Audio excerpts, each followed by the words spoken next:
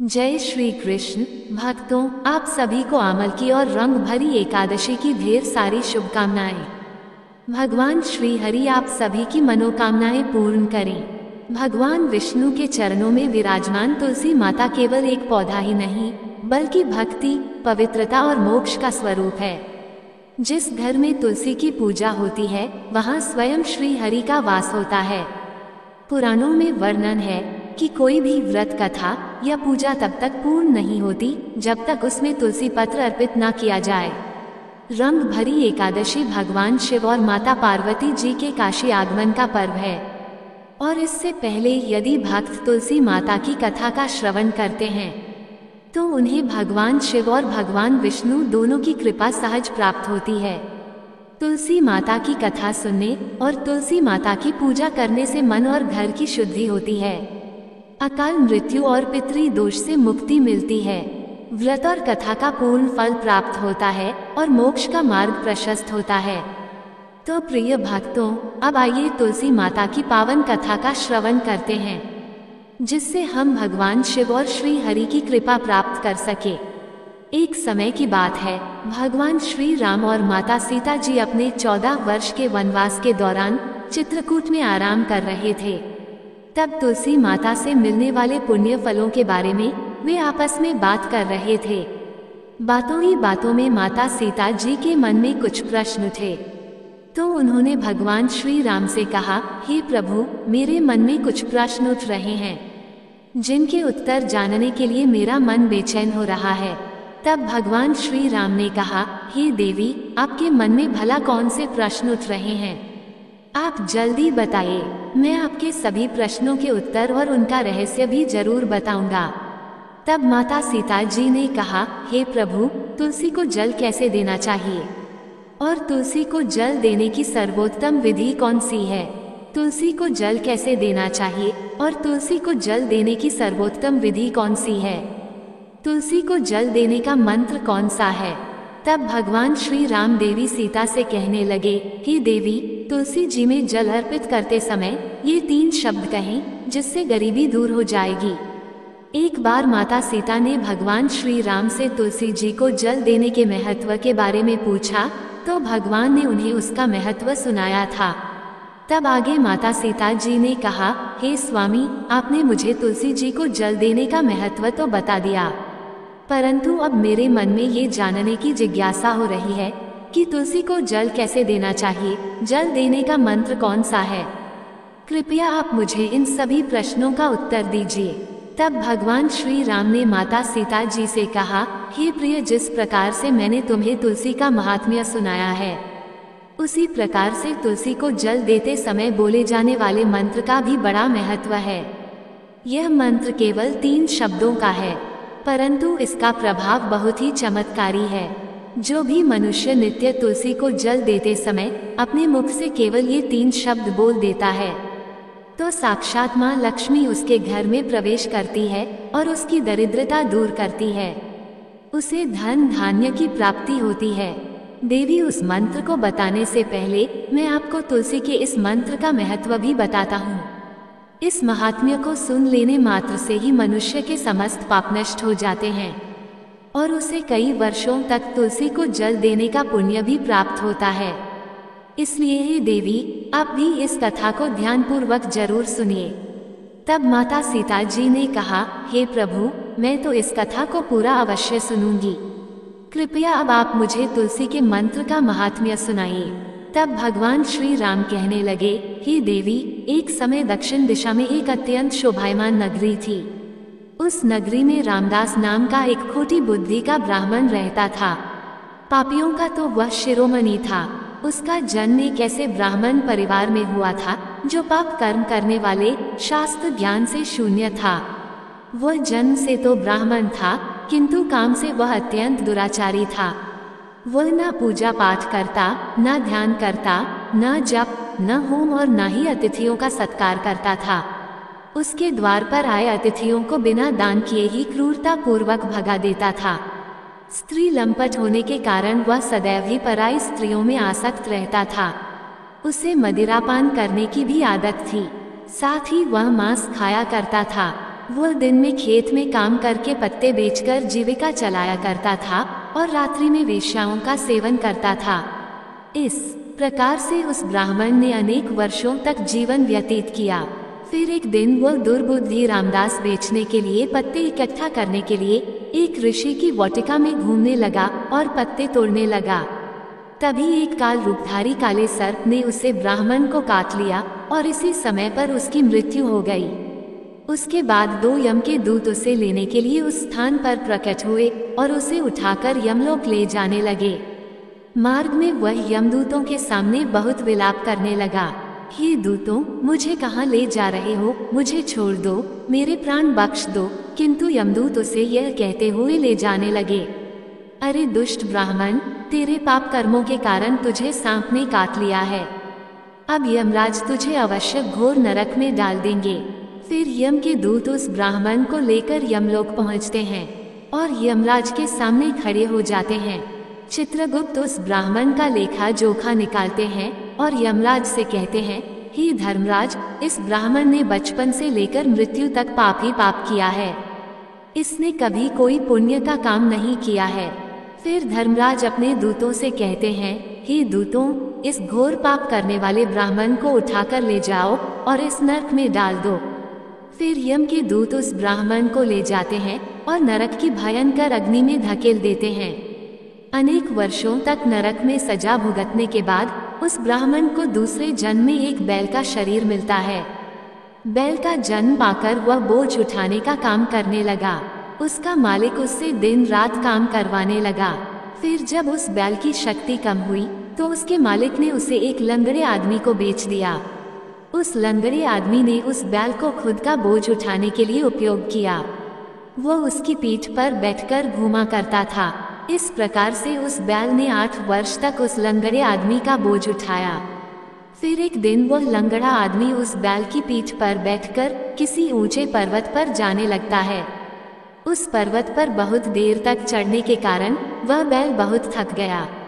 उसकी शक्ति क्षीण हो गई और कुछ समय बाद वह बैल बहुत जोर से मूर्छित होकर जमीन पर गिर पड़ा और अंतिम सांस लेने लगा। तभी वहां पर खड़े लोगों को उस बैल पर बड़ी दया आ गई और वह उसके मुख में पानी डालने लगे। फिर उन लोगों में एक पुण्य आत्मा व्यक्ति था। उसने उस बैल का कल्याण करने के लिए अपना पुण्य उस बैल को दे दिया। उसे देखकर अन्य लोगों ने भी अपना अपना पुण्य याद करके कुछ पुण्य उस बैल को दे दिया ताकि उसे मुक्ति मिल सके। इस भीड़ में एक वेश्या भी खड़ी हुई थी। सभी लोग अपना पुण्य उस बैल को दे रहे थे। ये देखकर उस वेश्या ने भी अपना पुण्य उस बैल को दे दिया। कुछ देर बाद उस बैल की मृत्यु हो जाती है। फिर उस स्थान पर यमदूत आते हैं और उस बैल के शरीर से उस ब्राह्मण की आत्मा को निकालकर यमलोक ले जाते हैं। यमलोक ले जाने पर उसे यमराज के सामने खड़ा किया जाता है और फिर चित्रगुप्त इसका लेखा जोखा देखते हैं तो वह आश्चर्य में पड़ जाते हैं। उस वेश्या के द्वारा उस बैल को दिया हुआ पुण्य बहुत बड़ा होता है। उस पुण्य के प्रभाव से उसके सभी जन्मों के पाप नष्ट हो जाते हैं। फिर यमराज उस ब्राह्मण के सभी पाप क्षमा करते हैं और कहते हैं, हे ब्राह्मण, उस वेश्या ने तुझे अपना पुण्य देकर तुझ पर बड़ा उपकार किया है। केवल उसी के पुण्य के कारण तुम्हारे सब जन्म के पाप नष्ट हो गए हैं और यमराज उसे फिर से मनुष्य जन्म प्रदान करते हैं। इस बार वह पृथ्वी पर आकर एक उत्तम ब्राह्मण कुल में जन्म लेता है। उस महापुण्य के प्रभाव से उसे इस नए जन्म में अपने पूर्व जन्म की बातें याद आने लगती है। जब वह ब्राह्मण बड़ा हो जाता है तो उसे याद आता है कि पिछले जन्म में जब वह बैल था तब एक वेश्या ने उसे उसका पुण्य दे दिया था। इसीलिए उसके मन में उस वेश्या के बारे में जानने की इच्छा होती है और उस महापुण्य के बारे में जानने के लिए उस वेश्या का पता लगाकर उसे ढूंढते हुए उसके नगर में चला जाता है। वह वेश्या अब बूढ़ी हो चुकी थी। फिर जब उसे वह वेश्या मिल जाती है तो वह उसके सामने जाकर उसे बार बार प्रणाम करता है और उस वेश्या का धन्यवाद करने लगता है। वह वेश्या कहने लगती है, हे ब्राह्मण श्रेष्ठ, आप कौन हैं और किस कारण वश आप मुझ वेश्या को धन्यवाद दे रहे हैं? मैंने आपका कौन सा कार्य किया है जो आप मुझे नमस्कार कर रहे हैं? तब वह ब्राह्मण कहता है, हे माता, मैं वही बैल हूँ जिसे तुमने अपना पुण्य दे डाला था। अपने पाप कर्मों के कारण मुझे पिछले जन्म में बैल होना पड़ा था। उस पर्वत पर जब मैं मर रहा था तो तुमने मुझे अपना पुण्य दिया था। तुम्हारे पुण्य के प्रभाव से ही आज मुझे फिर से मनुष्य जन्म मिला है। तुम्हारे द्वारा दिए गए इस पुण्य के कारण मुझे अपने पूर्व जन्म की सारी बातें याद है। किंतु हे माता, मैं आज यहाँ पर यह जानने के लिए आया हूँ कि तुमने मुझे उस समय पर अपना कौन सा पुण्य दिया था जिस कारण से मेरे सभी जन्मों के पाप नष्ट हो चुके हैं। मैं उस पुण्य के बारे में जानना चाहता हूँ। तब वैश्या ने कहा, हे ब्राह्मण श्रेष्ठ, मैंने तो अपने जीवन में कोई पुण्य के काम नहीं किए हैं, किंतु मेरे घर में एक तोता है जो पिंजरे में रहकर हमेशा कुछ बोलता रहता है, जिसे सुनकर मेरा अंतकरण पवित्र हो गया है। इस तोते के द्वारा बोले गए मंत्र का पुण्य मैंने तुम्हें दान में दिया था। फिर वह वैश्य और वह ब्राह्मण उस तोते के पास जाते हैं और उससे पूछने लगते हैं, तुम कौन सा मंत्र बोलते रहते हो जिससे हमारे जीवन का उद्धार हुआ है? यह मंत्र तुम्हें किसने सिखाया और इस मंत्र का क्या अर्थ होता है? तब उस तोते ने अपने पूर्व जन्म का वृतांत सुनाना आरंभ किया। वह तोता कहने लगा, हे ब्राह्मण श्रेष्ठ, पिछले जन्म में मैं एक ब्राह्मण था। मैं अपने ज्ञान के अहंकार में अंधा हो चुका था। मैंने कभी गुरुजनों का आदर नहीं किया, सदैव ही उनका अपमान किया। मुझे अपने ज्ञान पर इतना अधिक घमंड हो गया था कि जिस कारण से मेरे क्रोध बहुत अधिक बढ़ गए और मैं सभी से द्वेष करने लगा। अन्य मनुष्यों को तुच्छ समझने लगा, विद्वानों का भरी सभा में अपमान करने लगा। फिर कालांतर में मेरी मृत्यु हो गई और मुझे यमलोक ले जाया गया। पूज्य जनों और गुरुजनों का अपमान करने के कारण मुझे तोते के कुल में डाल दिया गया और मेरा जन्म एक तोते के रूप में हो गया। मेरे पाप कर्मों के कारण छोटी अवस्था में ही मेरा अपने माता पिता से वियोग हो गया। फिर मैं पेड़ की डाल पर बैठकर रो रहा था तो उसी स्थान से कुछ मुनि जा रहे थे। उन्होंने मेरी दयनीय पुकार सुनी और मुझे लेकर अपने आश्रम में चले गए। वहां उस आश्रम में उन्होंने मुझे एक सुंदर पिंजरे में रखा और मेरा अच्छी तरह से ख्याल रखा। वह मुझे नित्य भोजन दिया करते थे और पढ़ाते थे। उस स्थान पर वह ऋषि मुनि, उनकी स्त्रियां और बालक सभी नित्य तुलसी के पौधे को जल देते थे और उसके सामने एक मंत्र का जाप करते थे। उन्हीं के मुख से बार बार उस मंत्र को सुनकर मैं उसे रट लिया और तभी से मैं उस मंत्र को जान गया हूँ और वही मंत्र में दिन रात बोलता हूँ। उस मंत्र के प्रभाव से मेरी कभी मृत्यु नहीं हुई और मेरी आयु 100 वर्ष की हो गई और मैं इतने वर्षों तक जीवित रहा। इसी बीच एक रात को एक चोर उस स्थान पर आ गया और उसने मुझे वहां से चुरा लिया और फिर इस वेश्या ने मुझे उस चोर से खरीद लिया।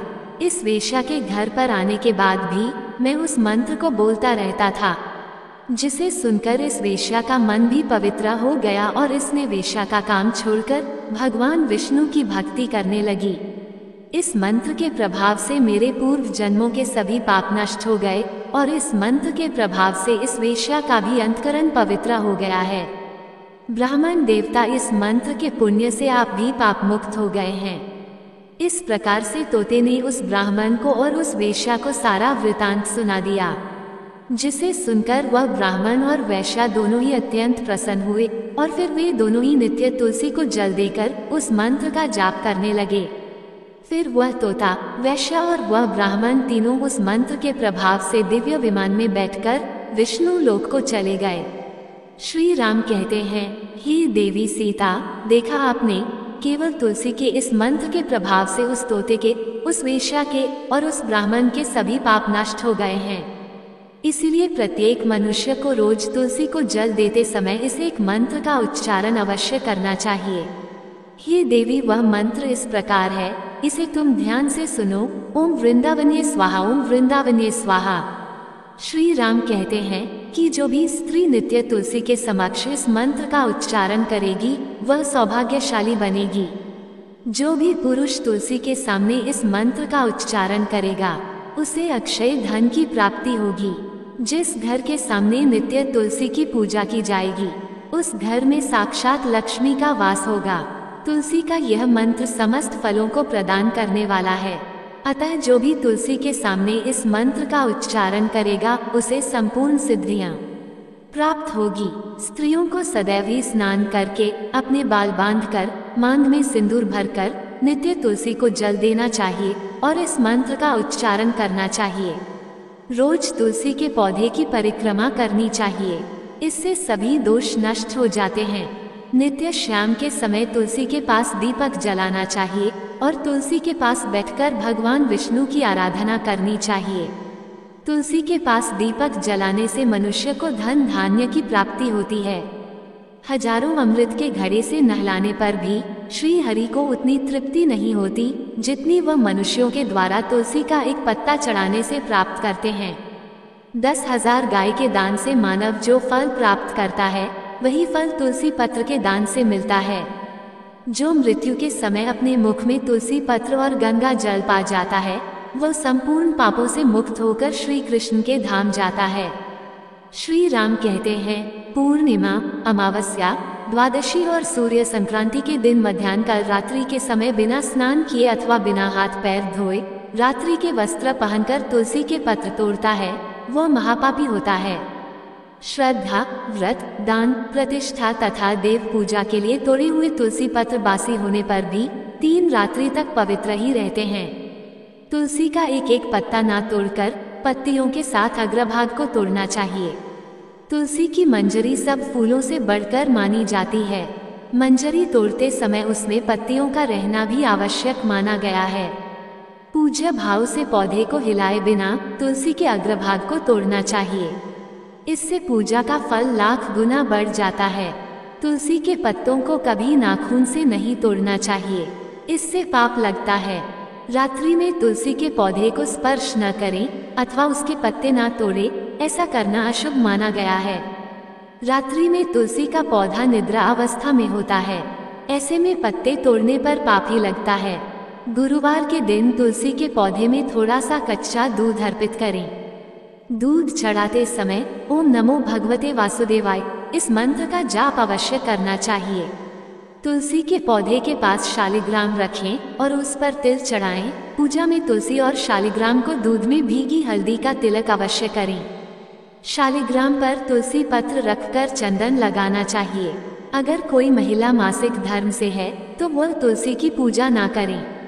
मासिक धर्म के दौरान तुलसी को स्पर्श करने से घोर पाप लगता है, इससे स्त्री की दुर्गति होती है। तो दोस्तों, इस प्रकार से भगवान श्री राम ने माता सीता को तुलसी का महात्म्य सुनाया। जय श्री राम। दोस्तों, आपको ये कथा कैसी लगी कृपया कमेंट करके जरूर बताएं और कमेंट बॉक्स में जय माँ तुलसी लिखना ना भूलें।